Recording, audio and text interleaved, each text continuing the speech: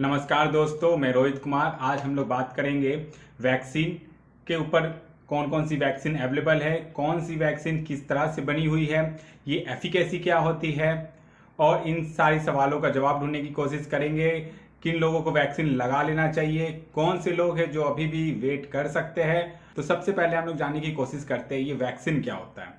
आप में से बहुत लोग साल 2 साल से खास करके इस शब्द को बहुत ज़्यादा सुन रहे होंगे, ये वैक्सीन वैक्सीन।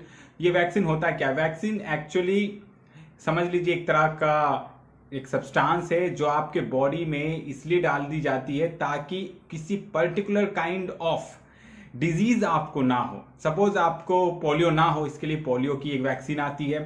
सपोज आपको चिकन पॉक्स ना हो, उसके लिए अलग सी एक वैक्सीन आती है। तो वैक्सीन और मेडिसिन में क्या डिफरेंस है? वैक्सीन और मेडिसिन में सबसे बड़ा डिफरेंस ये है कि वैक्सीन आपको इसलिए दी जाती है ताकि वो डिजीज आपको हो ना, और मेडिसिन आप तब लेते जब आपको कोई डिजीज हो जाती है। अक्सर वैक्सीन को उसी वायरस से बनाया जाता है जिस वायरस से आपको बचना होता है। सपोज अभी कोरोना वायरस से आपको बचना है, तो जितनी वैक्सीन है, मैक्सिमम वैक्सीन को बनाने का जो तरीका है वो या तो उसी वायरस को कमजोर करके, वीक करके या किल करके, या उसी को मॉडिफाई करके वैक्सीन को बनाया गया है।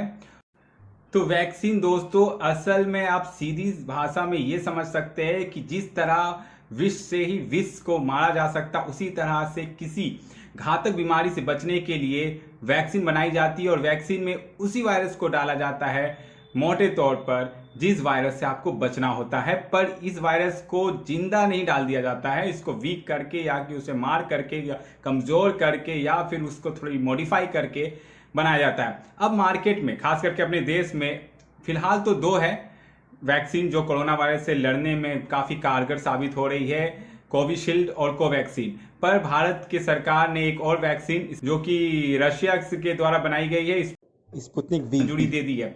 अब हम जानने की कोशिश करेंगे कौन सी वैक्सीन को किस तरह से बनाया गया है।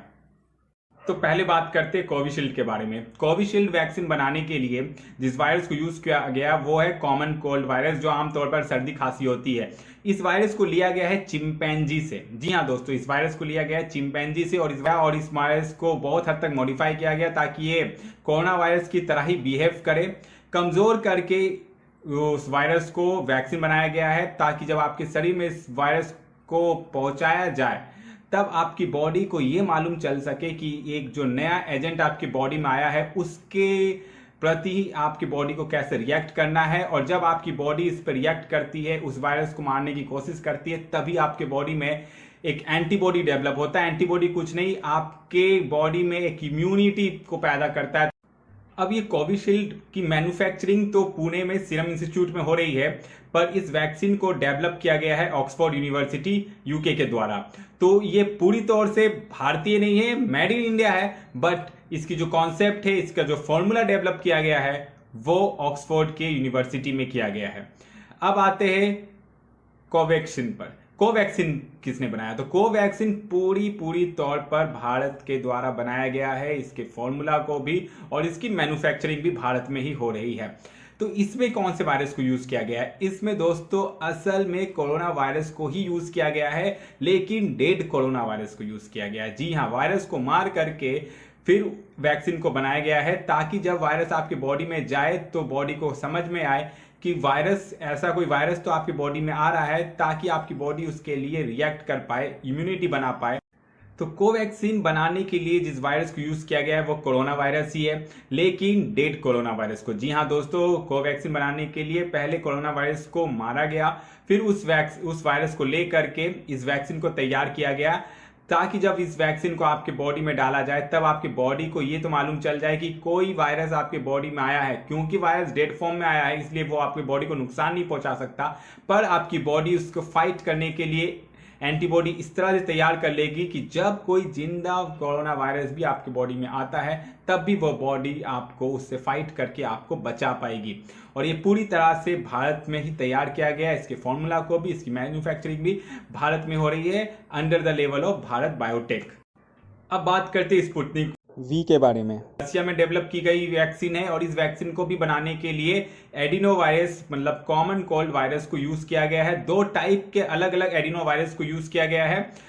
जो कि काफी हद तक आप कह सकते हैं कि एस्ट्राजेनेका से मिलता जुलता ही है, क्योंकि एस्ट्राजेनेका में भी आप पाएंगे एडिनो वायरस जो कि कॉमन कोल्ड वायरस है उसको ही यूज किया गया है। अब बात करते दोस्तों एफिकेसी के बारे में। आप बहुत बार सुन रहे होंगे कि इस वैक्सीन की एफिकेसी 80% है, इसकी 90% है, इसकी 95% है।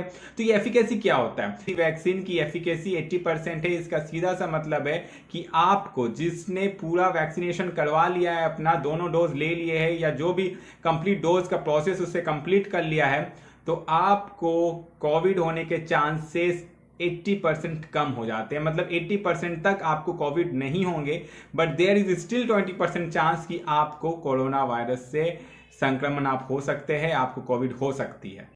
तो इसका मतलब है दोस्तों, अगर किसी वैक्सीन की एफिकेसी 95% है, इसका सीधा सा मतलब है जिन्होंने भी अपने डोज इस वैक्सीन के कंप्लीट कर लिए हैं उन्हें 95% चांस है कि उन्हें कोविड नहीं होगा, but there is still 5% chance. मतलब ये सीधा से सीधा डेटोल के उस फॉर्मूला के जैसा है जहां पर लिखा रहता है 99.9% जर्म्स को किल करते, but there is still 0.01% germ. तो उसके बाद भी, यानी वैक्सीन के बाद भी आपको जो कुछ भी प्रोटोकॉल है, एसएमएस है, social distancing, mask and sanitiser, वो यूज करना है। एडिशनली आपको वैक्सीनेशन भी करवा लेना है। तो अब सीधा सा बात है, SMSV फॉर्मूला पे आपको अपने जीवन को ले जाना है। तो ये बात हुई एफिकेसी की। वैक्सीन के कितने दिन तक आपके बॉडी में एंटीबॉडी बनी रहेगी, अब इसे समझते हैं। अगर आप में से बहुतों को लग रहा है कि वैक्सीन लगाने से ये one time life time work है, तो जी नहीं। वैक्सीन हो सकता है आपके लिए 6 महीने, साल भर, 1.5 साल, 2 साल तक ही कारगर हो। तो ये बात मान के चलिए कि फिलहाल तो कोरोना वायरस कहीं जाने वाला है नहीं, तो हो सकता है आपको हर साल वैक्सीनेशन प्रोसेस से जुड़ना होगा ताकि आप स्वस्थ रहें और आपको कोविड इस तरह से ना हो जाए कि आपको हॉस्पिटल जाने तक की नौबत आ जाए। तो अभी फिलहाल जितने भी डेटा है डॉक्टर्स के पास, साइंटिस्ट के पास, इस बात की कोई गारंटी नहीं है कि आपकी वैक्सीनेशन कितने दिन तक आपको बचा सकती है। ये 6 मंथ्स भी हो सकते हैं, 1 साल भी हो सकता है, ये 2 साल भी हो सकता है, पर ऐसा नहीं है वन टाइम लाइफ टाइम ये वैक्सीनेशन आपके लिए कारगर साबित होगी। तो आपके मन में ये सवाल है कि कौन सी वैक्सीन लगाई जाए, कोविशील्ड, कोवैक्सीन, या अभी जो नई वैक्सीन भारत में आई है स्पुतनिक वी। तो सबसे पहले दोस्तों इस बात को तो समझ लीजिए कि कोरोना वायरस अभी फिलहाल कहीं जाने वाला है नहीं। ये साल, 2 साल, 3 साल हमारे बीच रहेगा। हो सकता है कि ये हर साल और भी तीव्र गति से हमारे बीच में अपने एक नए स्ट्रेन के साथ सामने आए।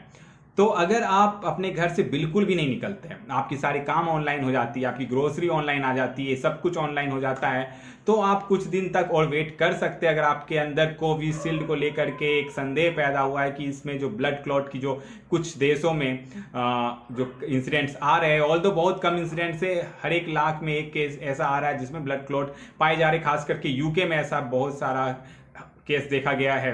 ऑलमोस्ट कुछ 39 केसेस यूके में आए हैं रिसेंटली।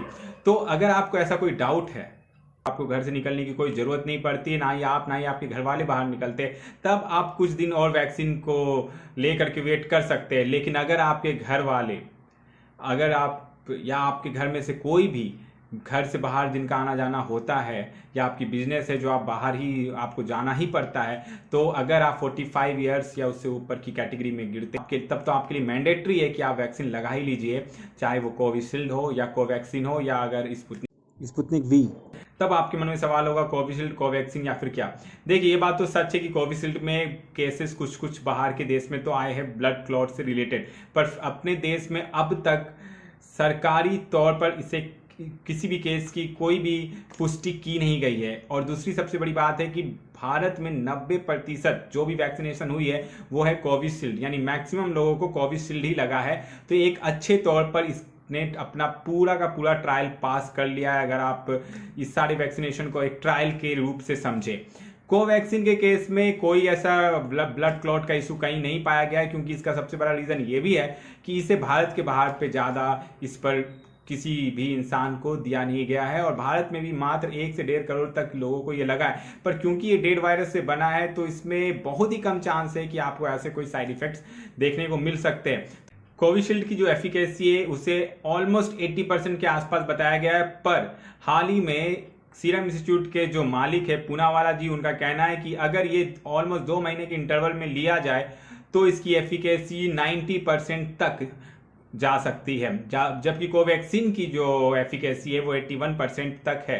अगर आपके मन में ये डाउट है कि कोविशील्ड लगाना है या कोवैक्सीन लगाना है या स्पुतनिक वी, तो सीधी सी बात है कि अगर आपको जो भी वैक्सीन मिल रही है आप लगा लीजिए, अगर आपको डेली बाहर आना जाना करना पड़ता है, क्योंकि दोनों ही वैक्सीन और या ये 2 वैक्सीन जो अब तक देश में लगी है वो दोनों ही ऑलमोस्ट उतनी ही के आसपास ही इफेक्टिव है। और जो कोई कोविशील्ड के लिए अभी आपके मन में डाउट है, एक चीज़ आप क्लियर है कि ये वैक्सीन भारत में सबसे ज़्यादा लगाई गई वैक्सीन है और आगे इस पर और भी रिव्यू आएगी सामने कुछ ही दिनों में।